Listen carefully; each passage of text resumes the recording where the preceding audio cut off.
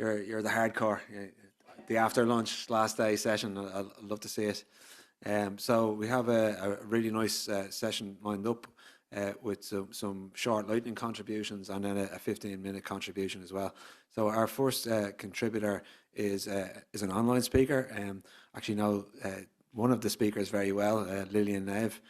So Lillian is actually a fantastic advocate for UD and UDL in the international space. She has a brilliant podcast called Think UDL, which I highly recommend you check out. So Lillian is coming on, and she's going to talk about looking at. Oops, sorry, my notes are gone a bit bad. So looking at a faculty wish list for disability support services with our colleague from the University of Mississippi. So that's going to be our first lightning talk up. So Lillian, have we got you in the online room? Are we there? Yes, we're here. Yes. Hey, Lillian, great to see you. How are you? Wonderful. We're glad to be here. Brilliant. Take it away, Lillian. Okay. Go ahead. Yeah, wonderful. Thank you so much, Dara. So my colleague Liz Norell and I, Liz Norell is at the University of Mississippi, and we're joining you today from the University of Mississippi in Oxford, Mississippi, USA.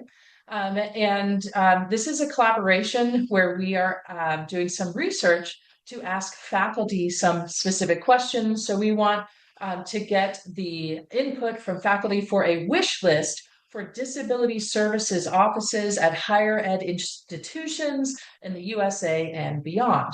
So a little bit of context is that both Liz and I are former faculty members and now have moved into the faculty development roles. And we know that there is often a disconnect between what faculty know and what faculty are able to do, and the faculty communication between disability services offices. So we wanted to really explore that disconnect and the communication between those two things.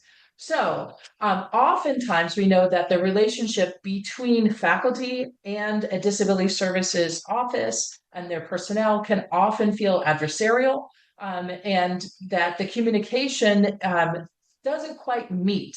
And there is miscommunication and sometimes even distrust about what the faculty member is getting, which is often always handled electronically, not in person. And so we know that there can sometimes be questions about what comes from that office if you are a faculty member. So once a faculty member receives a disability accommodation, they might not know how to create what they're supposed to do or create an accessible environment or materials. So once they've gotten information from the Office of Disability Services, there's now a quandary as to where do we go from here? And so we know from the faculty side and hearing from our colleagues, and we thought we would find out more about this, about what they should do. And we also know that disability service offices have a slightly different purpose than the purpose of the faculty member, which is to make sure there is legal compliance. And so sometimes the two cross purposes do not help the student in need as best as they can. So we came up with a study or some questions. Liz is going to tell you about that. Yeah, so we have developed a survey instrument after consulting some of the literature and instruments that others have developed to gather faculty perspectives on the accommodations process.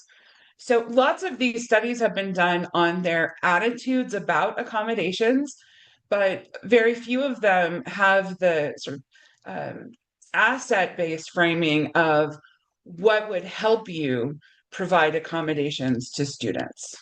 And so this work specifically aims to do that, not to collect yet another survey of faculty talking about their frustrations or their uncertainties, but instead to generate information that will help disability services professionals meet faculty where they are, just as we try to meet students where they are.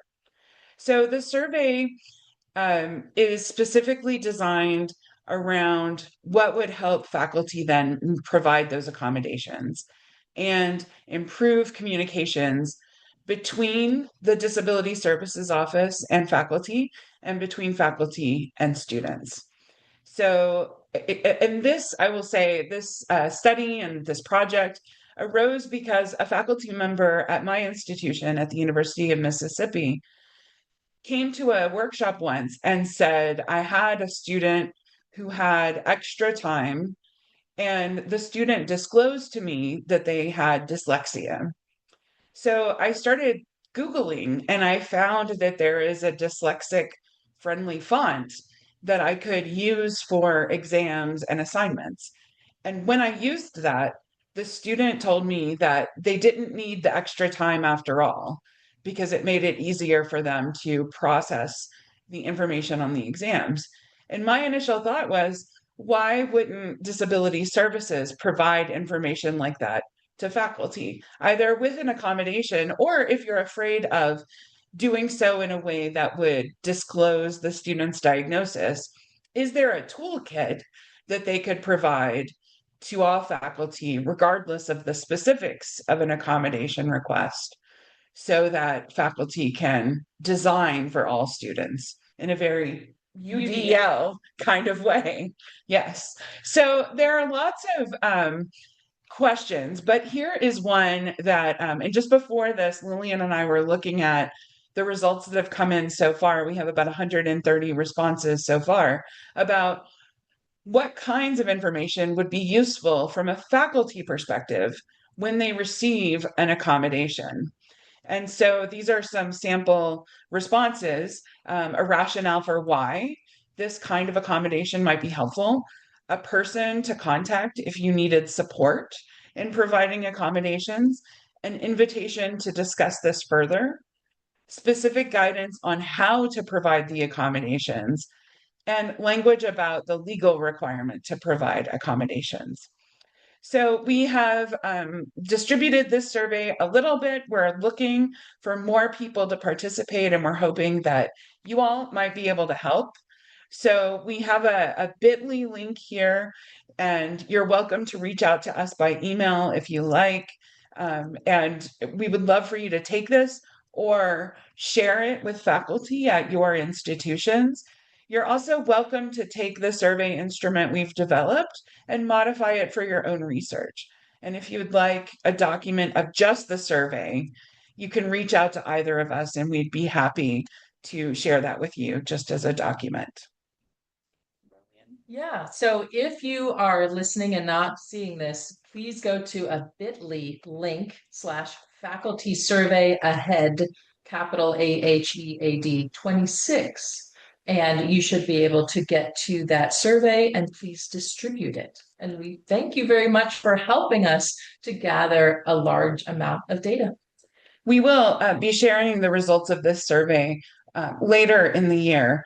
And I appreciate the folks there in the room mentioning that the slides are available on the website.